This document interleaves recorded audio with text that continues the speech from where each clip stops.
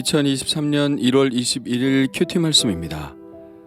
마태복음 9장 18절로 26절입니다.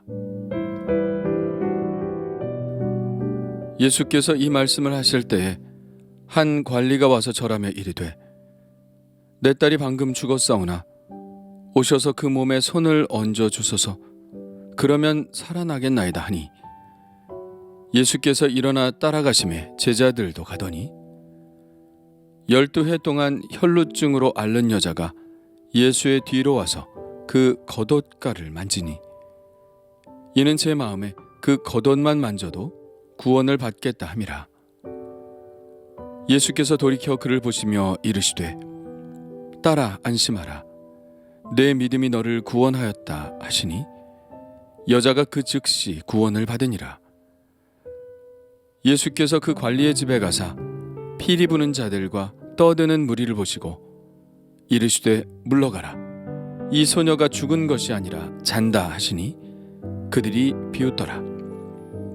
무리를 내보낸 후에 예수께서 들어가사 소녀의 손을 잡으심에 일어나는지라 그 소문이 그 온 땅에 퍼지더라. 아멘.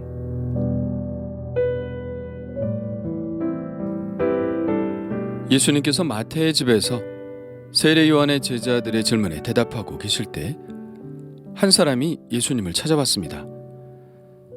그는 여기에서는 관리라고만 나와 있는데요.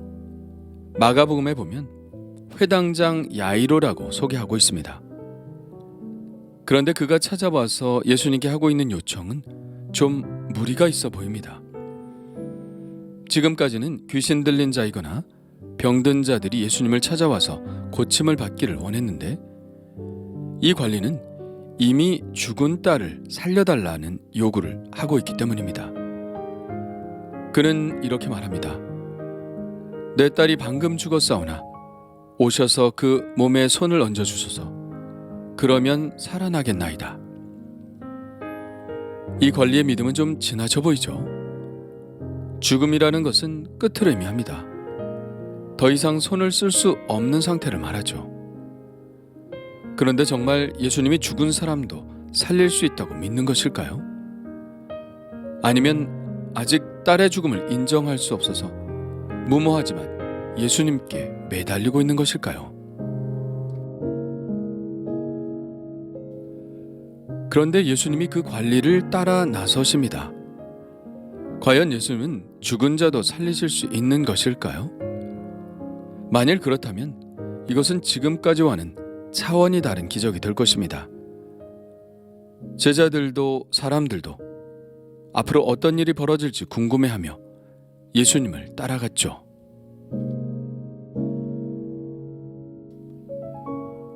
그런데 오늘 말씀에 또 다른 주인공이 등장합니다. 그 사람은 한 여인이었는데요. 이 여인은 12해 동안이나 혈루증으로 앓는 여자였습니다. 이 여인은 그러나 예수님 앞에 당당하게 나서지 못하죠. 여자라서 그랬을까요? 아니면 그가 앓는 병이 혈루증이라는 병이라서 그랬을까요? 아마 후자일 가능성이 많습니다. 혈루증은 피가 멈추지 않는 병이죠.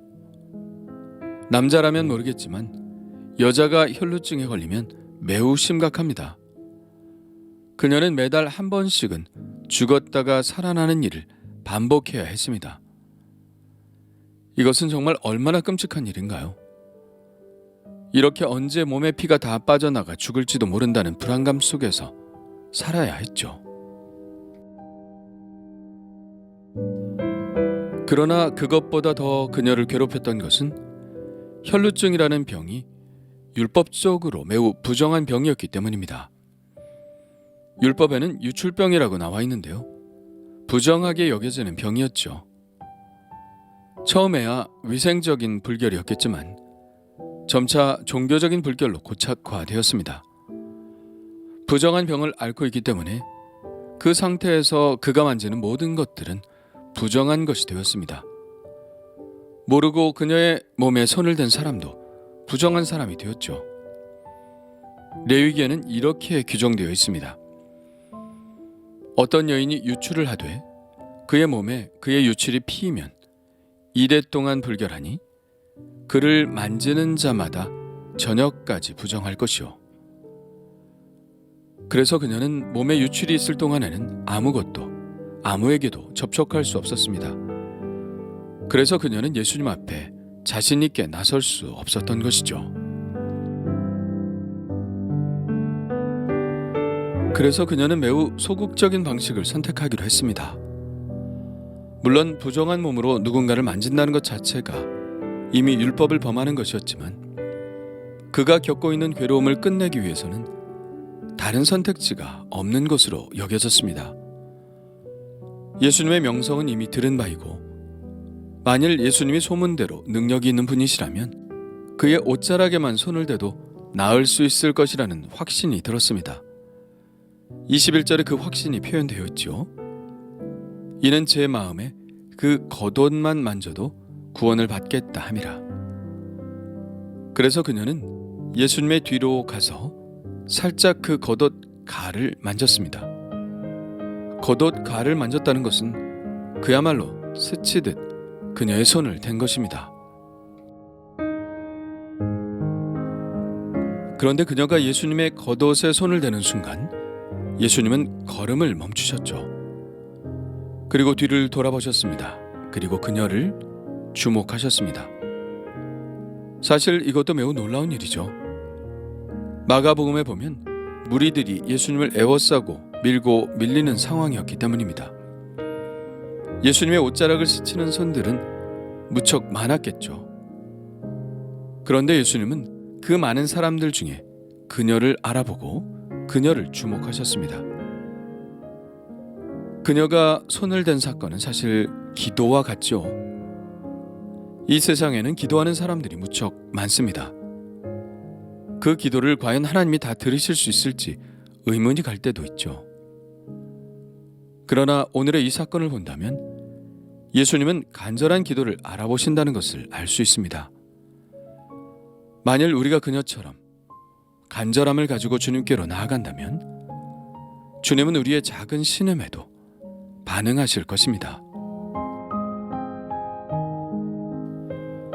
그녀는 예수님이 자기를 주목하시자 당황했지만 이내 그 마음이 풀어진 것은 예수님이 다정하게 이렇게 말씀하셨기 때문입니다. 딸아, 안심하라. 내 믿음이 너를 구원하였다. 앞에서 침상에 들려온 중풍병자에게도 아들아, 안심하라 라고 말씀하셨는데요. 예수님은 주님께 찾아온 사람들의 마음의 불안을 다 아시는 것 같습니다. 그리고 먼저 놀라는 마음을, 불안한 마음을, 그 괴로운 마음을 안심시키시고 그 질병을 고쳐주셨습니다. 그렇습니다. 주님께서는 우리의 마음을 안심시키시는 분이십니다. 안심은 바로 평화죠. 주님을 만나면 샬롬의 평안을 얻습니다. 주님께 나아가기만 해도 우리의 마음이 샬롬의 상태가 되죠. 빌립보서에는 이렇게 말씀하고 있습니다. 아무것도 염려하지 말고 오직 모든 일에 기도와 간구로 너희 구할 것을 감사함으로 하나님께 아뢰라. 그리하면 모든 지각에 뛰어난 하나님의 평강이 그리스도 예수 안에서 너희 마음과 생각을 지키시리라. 기도는 염려로 시작하지만 기도 안에서 하나님을 만나면 평강으로 끝이 납니다. 주님은 기도 안에서 우리의 마음을 다독거려 주시며 우리가 모든 질병과 문제로부터 해결받을 수 있다는 확신으로 인도하시죠. 예수님의 말씀이 떨어지기가 무섭게 그녀는 그 즉시로 병에서 노임을 받습니다. 비록 소심했지만 예수님과의 접촉이 그녀의 문제를 해결했죠. 그녀는 그녀의 접촉으로 예수님이 부정해지실 수도 있겠다는 생각을 했겠지만 그러나 그녀가 모르는 것이 있었습니다.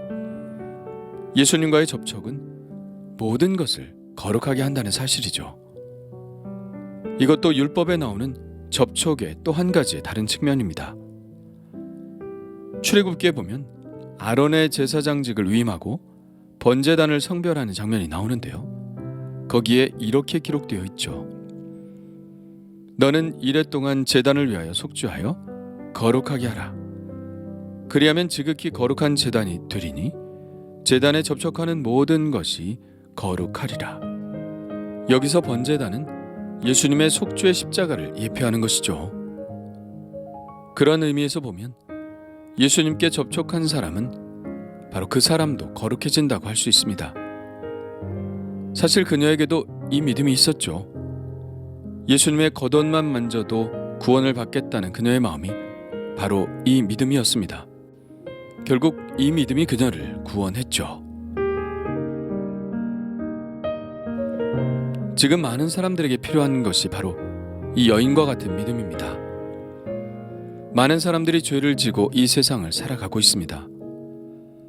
그 죄를 해결할 어떤 방법도 모르고 그 죄의 짐을 그저 지고 살아가고 있죠. 예수님이 그들에게 주시고자 하는 믿음이 무엇일까요? 예수님이 그들의 죄를 깨끗하게 하실 수 있다는 믿음을 갖는 것 아닐까요?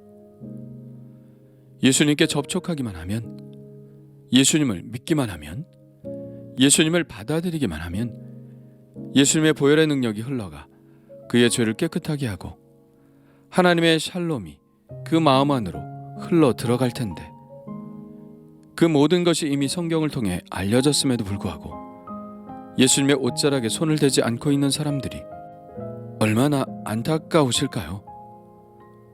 예수님께 접촉하기만 하면 거룩해지는 이 신비를, 이 믿음을 모든 사람들이 갖기를 소망해 봅니다.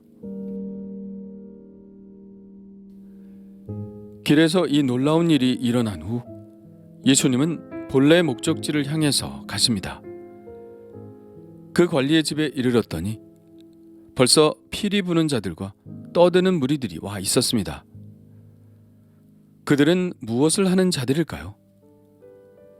바로 이 관리의 딸의 장례를 준비하는 자들이었습니다. 그녀가 죽은 것은 이미 기정사실이었고 이제 장례를 치를 일만 남은 것이죠. 그러나 예수님은 그들을 보시고 물러가라고 소리 지르셨습니다. 이 소녀는 죽은 것이 아니라 자는 것이라고 말씀하셨죠. 사람들은 그런 예수님을 비웃을 뿐이었습니다. 이미 죽은 아이를 잔다고 하니 그럴 수밖에요. 그러나 곧 누가 비웃음의 대상이 될지 드러나게 되죠.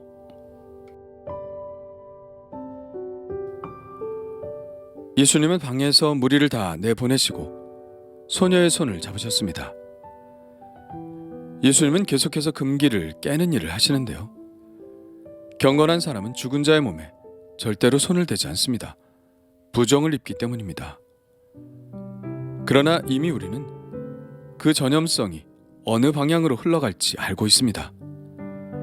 죽음의 영향력이 주님께로 오는 것이 아니라 주님께서 가지신 생명의 영향력, 부활의 영향력이 그녀에게로 흘러갈 것입니다. 마가복음에서는 예수님이 소녀의 손을 잡으시고 이렇게 말씀하셨죠. 달리다굼. 달리다굼은 아람어로 소녀야 일어나라는 뜻입니다. 굼이 일어나라는 뜻이고 달리다가 작은 소녀야 라는 뜻이죠. 이렇게 매우 짧은 언어로 선포하실 때 그 소녀는 일어났고 예수님의 소문은 온 땅에 퍼졌습니다.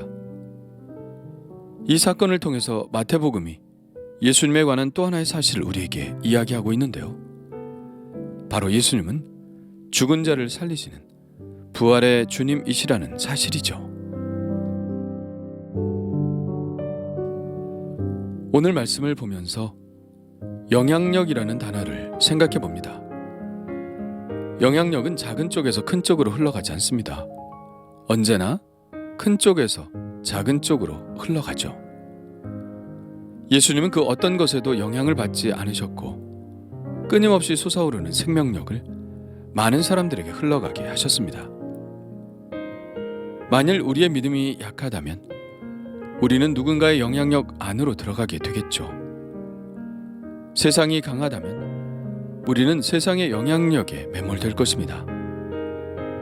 그러나 우리 안에 세상보다 크신 분이 계시고 그분이 나의 삶을 지배하고 계신다면 우리는 그 어떤 세상의 영향력을 받지 않고 우리 안에 계신 주님의 영향력을 흘려보낼 수 있을 것입니다. 간절히 원하는 것은 내 안이 성령님으로 가득 차서 이 세상에 영향력을 주는 사람이 되기를 원하는 것입니다. 주님께서 제 안을 당신의 능력으로 가득 채우시기만을 기대해 봅니다. 주님 감사합니다. 이 혈루증에 걸린 여인처럼 늘 주님의 영향력을 받게 하여 주옵소서. 주님의 겉옷만 만져도 주님의 영향력이 제 안에 머물 수 있다는 믿음을 갖게 하여 주옵소서. 부끄러운 질병이라도 부끄러운 죄라도 주님의 번제단 십자가를 만질 믿음을 주시고 주님께서 깨끗하게 해주시는 은혜를 날마다 입게 하옵소서. 생명의 주님이 늘 저와 함께 하셔서 잠자는 저를 깨워주시고 주님의 능력으로 일어나 그 생명을 이 세상에 전하는 자가 되게 하여 주옵소서. 예수님의 이름으로 기도합니다. 아멘.